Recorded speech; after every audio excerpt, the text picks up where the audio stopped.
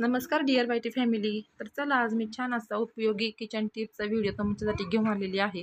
कोथिंबीर जास्त काळ कशी टिकवायची ते बघूया. आता कढीपत्तासुद्धा आपण पालेभाजी घेताना आवर्जून भाजीवाल्याकडून मागून घ्यायची. कोथिंबीर घेताना छान बारीक पानांची निवडून घ्यायची आहे.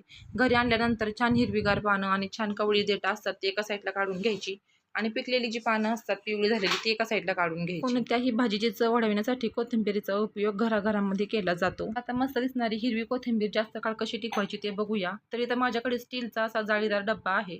तर तुमच्याकडे नसेल तर प्लास्टिकचा सुद्धा डब्बा चालेल. तर अशा जाळीदार डब्यामध्ये कोथिंबीर ही 8 ते 10 दिवसांपेक्षा जास्त काळ टिकते, काळी पडत नाही किंवा ओलसरही होत नाही. आधी मी सुद्धा प्लास्टिकच्या पिशवीमध्येच कोथिंबीर ठेवायची तर ती लवकर खराब व्हायची. तर नंतर ही असं स्टीलचा डब्बा घेतला जाळीदार, त्यांनी आपली कोथिंबीर छान जास्त काळ टिकते. आता ही पिवळी पडलेली पानं जी आहेत ती 1-2 भाज्यांना होईल. पिवळी पडलेली पानं थोडीच असल्यामुळे मी प्लास्टिकच्या पिशवीमध्ये ठेवते. 1 दिवसामध्ये ती संपून जातील. चला व्हिडिओ आवडला लाईक, शेअर, सबस्क्राईब करायला विसरू नका.